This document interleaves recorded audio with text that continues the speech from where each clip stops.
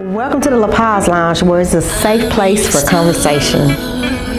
Welcome to the La Paz Lounge, where we focus on why your mental health is important and how to break mental health cycles. Welcome to the La Paz Lounge. I am your host, Lakeisha Sampson, and today we'll be talking about mental health and the importance of mental health. And our guest for today is the lovely Dr.Sabryna Herring.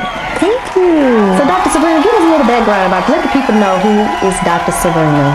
Well, I am Dr. Sabryna Herring Antwine. I'm licensed professional counselor, board approved supervisor for the states of Louisiana and Texas. I do a lot of everything related to mental health. I own a private practice entitled Antwine Counseling Clinic. I also do some clinical liaison work for various companies. I serve as clinical director for La Paz Behavioral Health.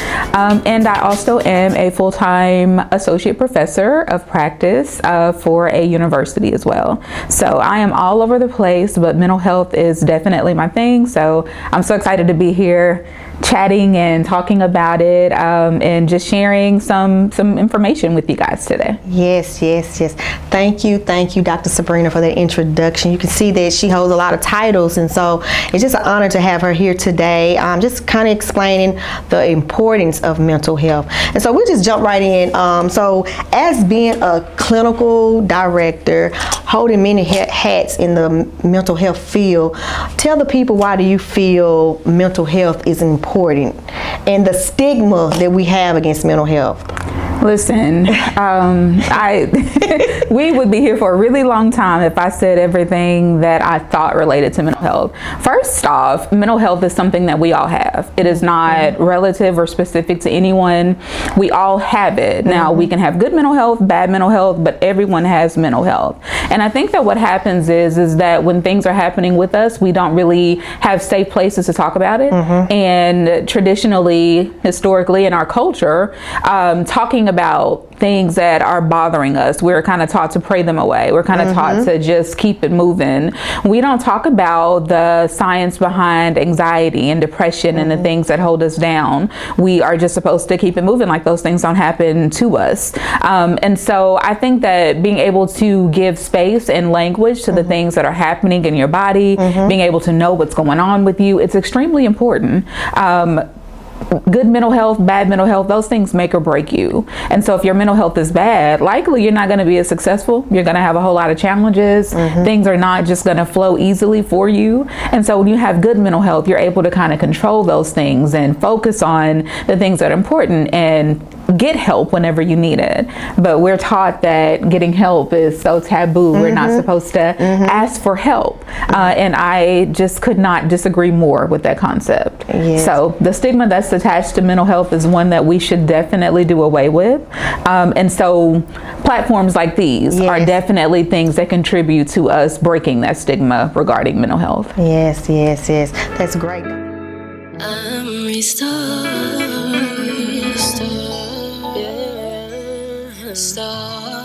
Early isn't so important. I know that you stated that it's a stigma, and a lot of people try to steer away from it. They say, let's pray about it. But why do you feel that it impacts your overall well-being? Why do you feel that we need to take care of it so early stages, if that I may ask?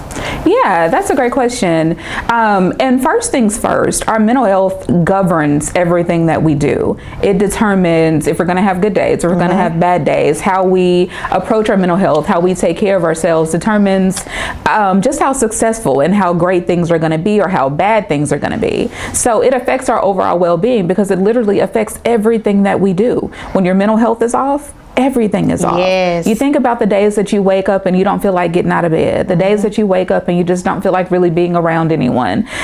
Not to say that that's always a bad thing, because some days we need isolation, but some days when we have those battles where we're struggling with mental health issues, it's important for us to know what's going on with us. It's important for us to do these self-assessments and these check-ins, and to be able to have resources to know, okay, I'm not feeling well. This has been going on for a while. I think that this is something that I probably need to get looked at. And so being able to put things in place in the beginning, on the front end, it keeps it from just exaggerating things getting to a place where they're too big for us to handle. And so being able to address those things on the front end definitely puts us in a position to be able to be more successful on the back end. So we ignore things all the time, but being able to say, you know what, this is not right, this doesn't feel good, I need to sit down and talk to somebody, it can definitely be life-changing. So I want to take a twist for right now. On a previous conversation that I had with someone that dealt and worked in the mental health field, you know, myself as a mental health therapist, and you being a clinical, with so many hats in the mental health field, would you... I'm restored.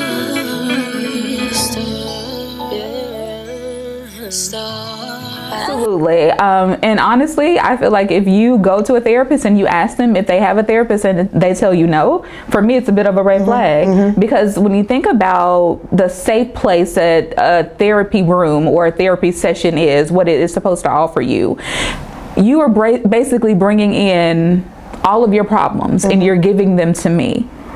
And so if I do that, seeing 15, 20 clients a day, you have to at some point ask yourself, how does she compartmentalize all of these things? What does she do to take care of herself? And absolutely, I would not be able to function without having my therapist. So you do have a therapist? I definitely have a therapist. Absolutely. I've been seeing her for 2.5, almost 3 years now. And I see her every 2 weeks, like clockwork. And so it is absolutely necessary for all of us to have an outlet and for all of us to have a safe space. I tell people all the time, therapists are there for a reason. We like to vent to our friends.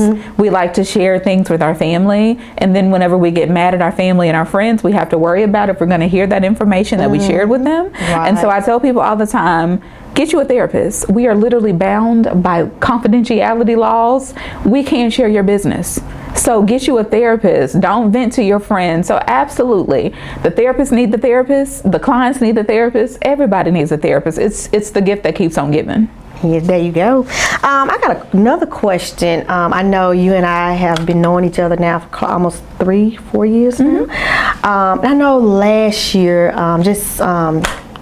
I know you being the only child, and I know, if you don't mind me discussing the loss of your father, the impact that had over you. Yes, and you still had to get up day to day and talk to individuals about depression and talk to individuals about how to cope with things. How did that make you feel when you was dealing with grieving? How did it make you feel?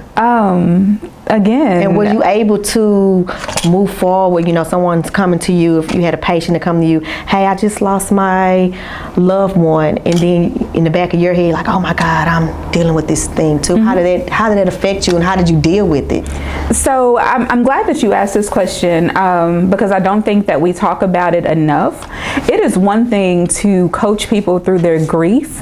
It is another thing to coach people through their grief while you are trying to wade through yours. It's a completely different thing. I've spent years helping people process loss, helping people process the death of babies, the death of family members, divorces, just grief. That is something that I've spent a long time learning and trying to understand and trying to be available and to be a space for people who were having their own issues. And so when it hit me, it was different because I knew what other people would say about theirs, but it was different when I experienced it myself. And so there were times where I was like, man, this is what this feels like. And so yes, you're in their shoes now. Yes, I'm in their shoes, and so it feels a little bit different. And I will be honest, I believe in being fully transparent, that there were times where I felt very fraudulent in helping people process through their own grief, because it wasn't a battle that I knew. It wasn't anything that I really understood. And then when I got in the position of having to actually go through it, I tried to fight it. I tried to ignore it. I was planning event after event, and I was taking trip after trip, and I was taking on clients and clients, trying to act as if it did not exist for me. But when I went home and laid my head down, the grief was waiting for me right there in the bed with me. Yeah. So it has been very difficult. And so I got to a place where I needed to be fully transparent and very self-aware with my clients. And so I would not accept grief. Like I would do consultations for my clients. And if they came in and said, oh, you know, this is something that is grief related, I knew that as a therapist, you have taken an oath to do no harm. And so I could not process your grief while I am so heavy in mine. Yeah. So I referred out a lot of clients because I just was not in a position to help them deal with something that I've specialized in for years. And so I just believe you have to be honest, and I am human before I'm a therapist. That's right. And so being able to share with people that, hey, I'm struggling myself. That's right. It actually made clients want to say, hey, like, I really still want to come to you. Can we work through this together?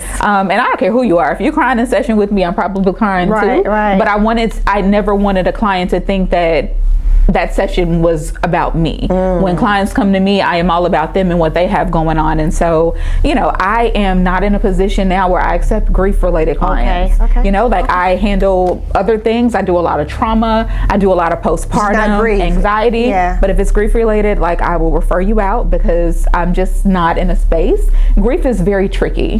And so I am a year and a half removed from my dad's death.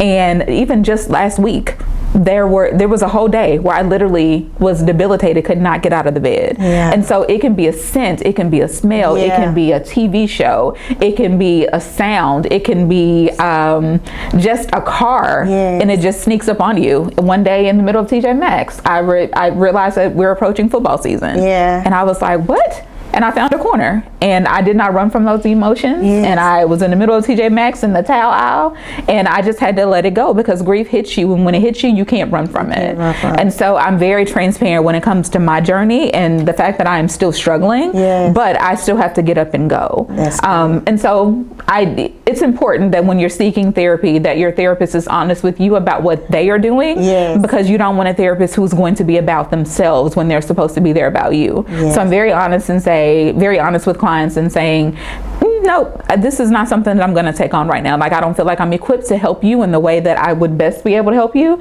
And so I think it's going to be best for me to refer you out. But yes, you still have to get up and show up, and that can be very difficult. But you said something really good, and that's a take that I do. Just still working with some of my clients, and we're human at the end of the day. We sometimes being a therapist, and you being a clinical therapist, you know, with so many hats. I love to say that because she wears so many hats in this field, but as she stated, she has to be transparent, but you have to be honest with yourself that we're human. We have the same challenges. It may not be with you, but we're human. You know, we're not perfect. We're not in a good mood every day. We're not happy every day. So thank you. What advice would you give to someone that's hesitant, even though they may need therapy, and they're hesitant and say, I don't know. What advice would you give to them?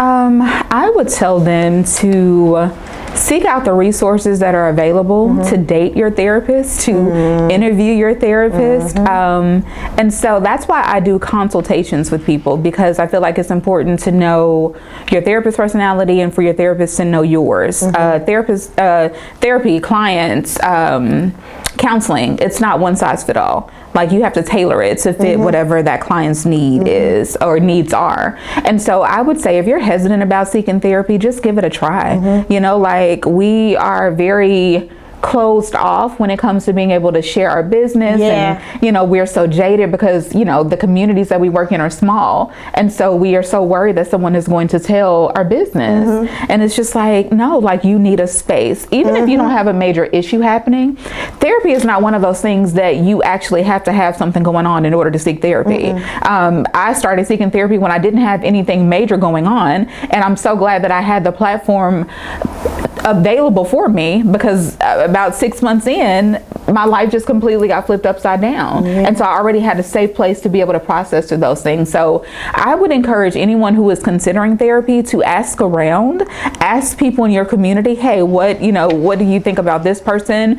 Is this a person you feel like is going to be a good fit? I would do some research. There are so many websites, so many resources out there for you to do your research and trying to locate a therapist. Psychology Today is my favorite one. You can go in and filter it by what you're looking for.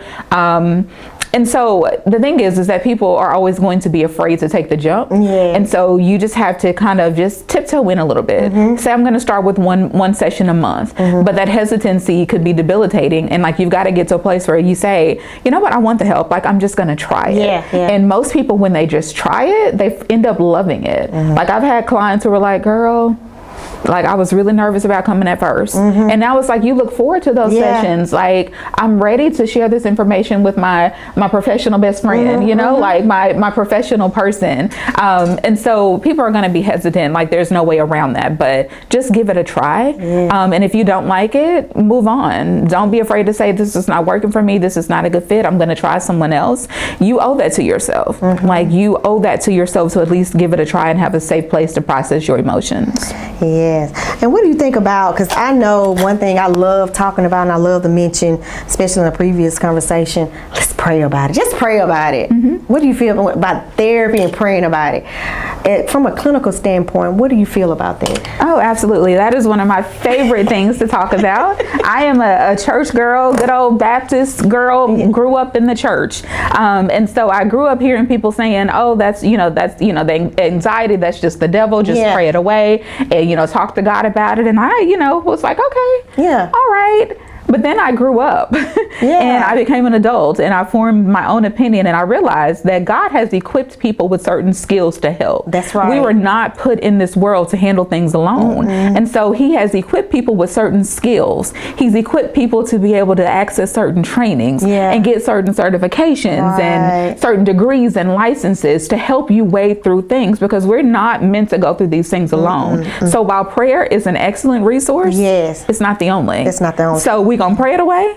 And we also are going to therapy it away. We're going to do the work. Good. Go to therapy away. I like that. Yes, we're going to pray it away. We're going to therapy away. We can't just say, oh, I'm just going to pray about it and it's going to be done. I believe in the power of prayer. I do. But I also know that if I'm not doing work on my end, if I'm not putting in effort, it's not going to go anywhere. So me praying and saying, okay, Lord, do what you do, but just sitting here in the wait, I've got to be able to put some things in place for myself. I've got to be able to work through some things and navigate through some things on my own.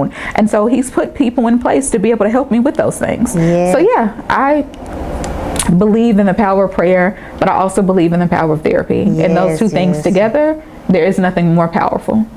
And there you have it from the lovely Dr. Sabryna Herring. We thank you today for sharing your insights on the importance of mental health.